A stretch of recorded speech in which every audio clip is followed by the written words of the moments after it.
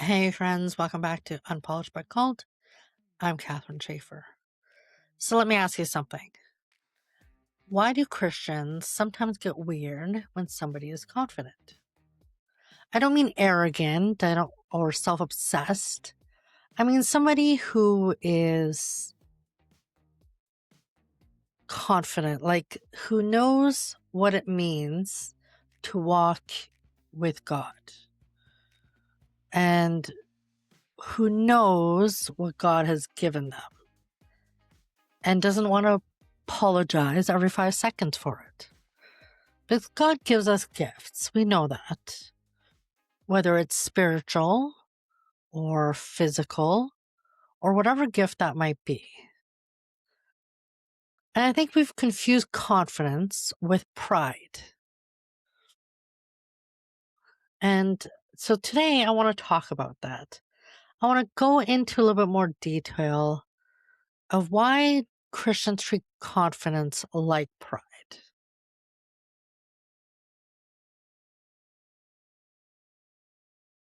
So, and I've done this myself, where I've kind of fallen maybe into the trap, maybe a little bit of, I did this myself. Where confidence does sometimes fall into a prideful moment, but pride says, I did this myself. And we've all been there. We've fallen into the trap. I've done it. But confidence says, God gave me this and I'm responsible to steward it. And that's where a fine line is. There's a line. And we've all done it where we've crossed that line. And like I said, I've done it, but we have to recognize it. And we tend to go so far from confidence that we get humble, but to the point where we act like we're bad at everything. When we get a compliment, we're like, oh no, I'm just so bad at it. Or, oh no, I'm just learning. Or, we really downplay our gifts, which is really doing a disservice to God, the gift that God gave us. So, when somebody says, oh, you really write really well. I really love what you wrote. Oh no, I'm not really good at writing. Oh, I just dabble. Aren't we doing really isn't that really just a slap in the face to God? Because that's a gift God gave me, if I were to say that. So we have to be really careful that when we stray too far into the humble category, it's okay to be humble. But when we steer too far where we claim to be bad at everything. If you have a gift for baking and cooking and you share that gift with other people, you're being a blessing to those people. That's a gift God gave you. And everything that God has given us is a gift. When, if you're good at finance, if you're good at speaking, if you're good at communicating with the lost, and you're good at uplifting people that are, sad and maybe not feeling well, if you're good at reaching people that other people might not think to reach out to, that is a gift that you have, and if you're constantly downplaying and straying so far to the humble side where you're saying, I'm bad at it, in an inadvertent way, you're actually doing a disservice to God, because that's a gift He gave you. So we want to be careful about pretending you don't have a gift, because it doesn't make you humble. It just makes you disobedient with a nicer packaging. And we want to really be careful of how we can be humble without being disobedient.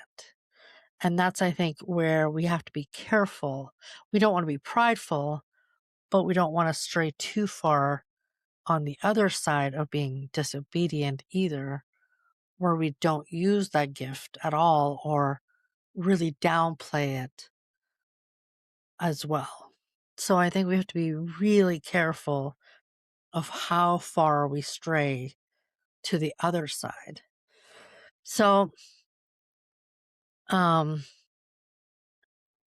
and that comes, and then when we get to that far level of downplaying or pretending we don't have a gift, and then that lack of confidence comes in, and we start saying that we don't have a gift and there's nothing special about us. And I don't know what my gift is. Well, everybody has a gift. Everybody has a gift. And you may not have realized it, or you may have downplayed your gift so much that you now believe you don't have a gift, or you're second guessing yourself, or you're waiting for somebody to give you permission to use your gift. You might be timid because you were told at some point that your gift was not a gift. But the only one that matters is God, not man. And that's what I want you to hear today is everyone has a gift and God gave you that gift. And it's how we steward that gift. That's the responsibility we have. And once we start walking in what God called us to do, that's where we have to be careful, because we can steward it well, and then that's where people will call it pride. And that's where we have to be secure in ourselves to know where the line is of pride and still staying on the side of we are being humble and we are walking in what God called us, and those people are just trying to diminish our light. And I know, even with myself, I have strayed too far into the pride side, where I was looking at analytics and the numbers, and the numbers start to matter more than what I was doing. And I caught it pretty quickly. I talked about it before on a different episode, where it started to matter more, the views and the engagement and the downloads, than what I was doing. But I caught it, and I course corrected, and it mattered more. And I realized that I was starting to tread over the line into pride, and I had to come back and realize why I was doing this, not what I was doing it for, but why I was doing it. And I think everybody that has a platform or is using their gift, because we're still made of flesh, we still are walking on this earth, and temptation still gets us, and we still are fighting the devil and all those things. So things still attack us, and if we're walking into all this worldly stuff, we run into all the same things that everybody else runs into. We want to be TikTok famous, and Facebook, we want to go viral, and we all want all these things to happen, and it's easy to fall into those traps. And I did. I'm going to be honest, I did. For a short time I became very obsessed, but it wasn't because somebody told me I was being prideful. It's because I was myself noticing it. But I think um, nobody called me out on it. I called myself out on it. But I do know, once you start walking, like, I know you see it on social media a lot. Um, People call each other out, or you'll see another content creator get really big and then somebody else will call them out. And especially if you're a woman or you're newer or you're growing really fast than people expect. Or, I know in the beginning of this journey of the platform and when I became an author, there was there's some attacks of fraud and all those kind of things, which was fine. It is what it is. And I knew what God had given me, and I was just stewarding it. And we're almost, almost a year in September will be a year of the podcast. This month is a year of my author, my first publishing. So we're very excited of this journey that God has put us on. So sometimes people don't call it pride because it is pride. Sometimes they call it pride because our confidence makes them uncomfortable. So sometimes it's not because it's actually what it is. It's just because we're making them uncomfortable, because God's gift um, that you're walking in or that we're walking in is making them uncomfortable. And that's okay. That's okay. Um, that's between them and God. Sometimes you can't control how other people feel. You can only control what path God's put you on. Let's face it, you can't even control that. Let's be realistic. You're not really in control of your own journey.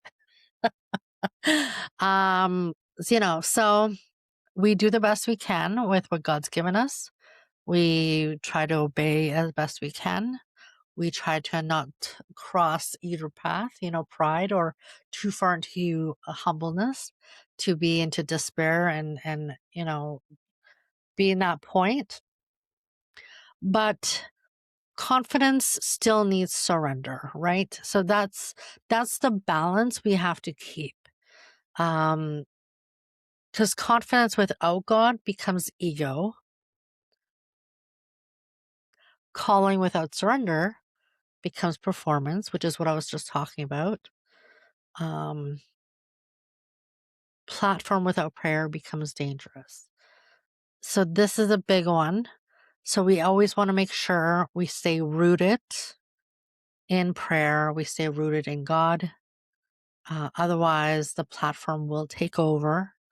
As I mentioned, it will consume you. The analytics, the numbers, the applause, it will absolutely consume you. The applause, the fakeness, not the fakeness of it, it's not fake, but the wanting, it becomes an idolatry, right? You start to want it more than you want God. It becomes your golden cow. And if you've read your Bible or know the story, you will know what I mean by that. You'll know that reference. Um, and it becomes very dangerous. So yes, confidence is good, but it still has to stay submitted, and that's the big one. You can't have one without the other. So it's great to have confidence. Confidence is within God. You hang on to the hem of His robe. Without Jesus, we are nothing. That confidence, absolutely, you walk in His confidence because you are rooted in Jesus. But remember, you have to remember to stay surrendered to Him.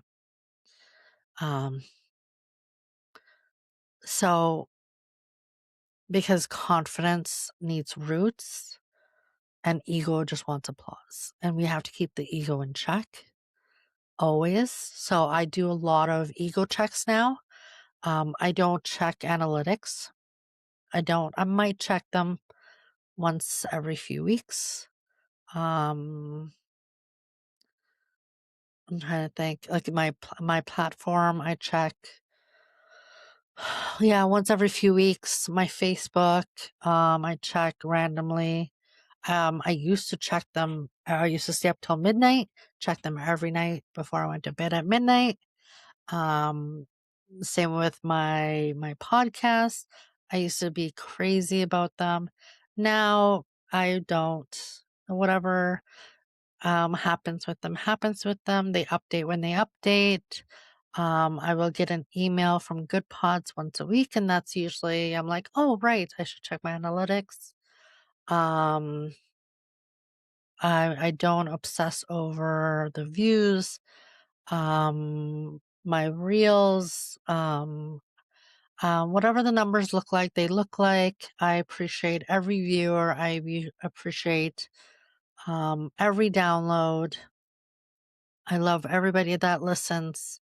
Some are gonna be, it's the season of this summer. So whatever happens, happens. I expect you guys to be outdoors, enjoying the beautiful weather.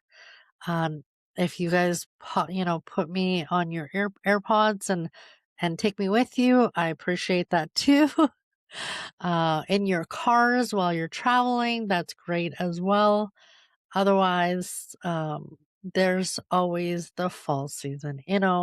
I appreciate wherever you take me and listen, but I'm not going to obsess over the numbers because that is ego wanting me to feed it. And I'm just not going to do it um, because it will drive me crazy. So, um, but I wanted to pop in and just say, don't forget to, if this conversation, I mean, some of you guys are probably already following or have subscribed, but if this conversation does resonate, don't forget to follow up, subscribe. If you haven't signed up for the newsletter yet or the free devotional, you can do so at catherineschaefer.com.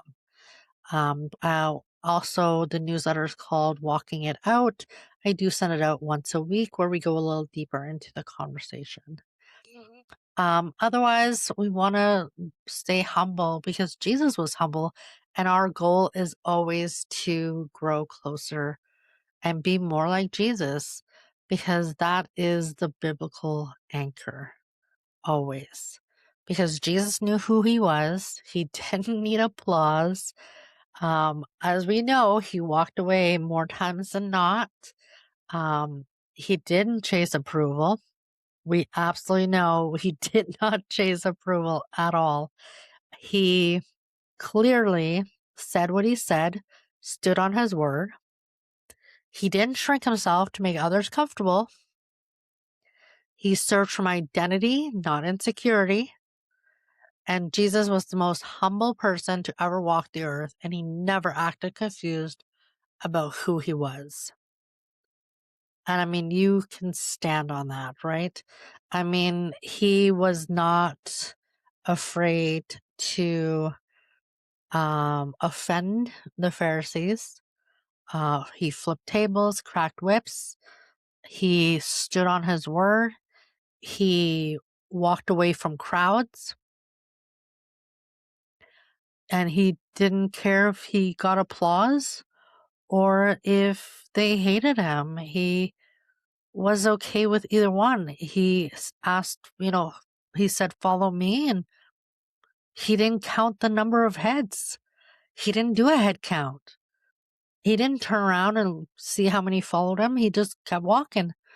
And I think that is the most inspirational thing that we need to look at is that type of confidence. I mean, that type of confidence is something that I aspire to is to build, that kind of community, that kind of confidence that when you do stop and make camp and all of a sudden you're like, oh wow, okay, this is how many people followed me.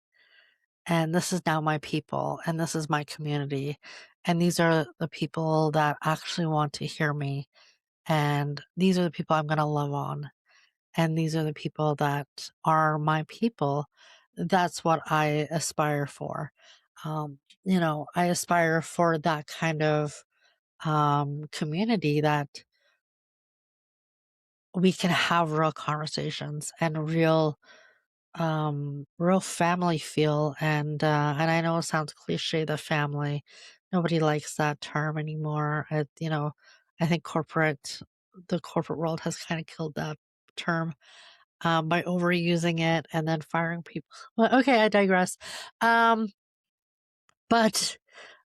I think that at the end of the day is really the end goal, isn't it? To have a community feel. And I feel like social media, as much as we want social media to feel that way, that's why we have so many groups and so many pages. Um, but I still feel like it gets lost in there. It gets lost in translation. And because I'm part of lots of groups, but sometimes there's so many people in those groups, or it's so fast moving. Like 17,000 people in a group. What community are you, or is there really?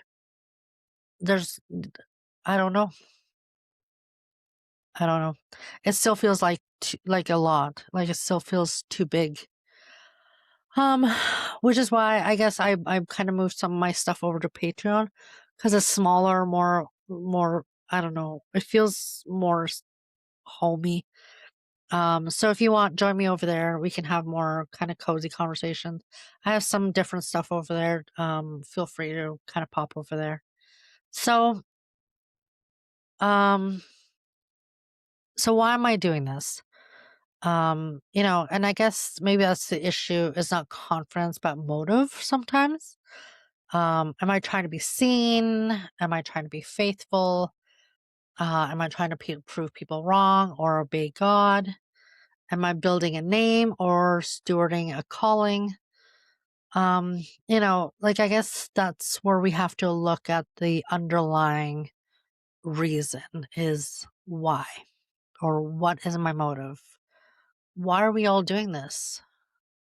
Or why is that person doing that? Or, um, you know, and I know for me, why I'm doing this is because I realized when I came to faith, there was nobody talking to somebody like me that was new.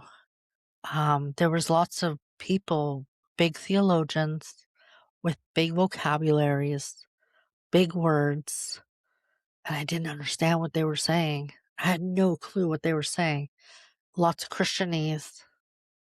And I had no idea what they were saying. It was all over my head. But I needed somebody that was talking real. Like I'm a real person. I don't know if you could tell. Um, but I needed somebody who was messy and real and not perfect.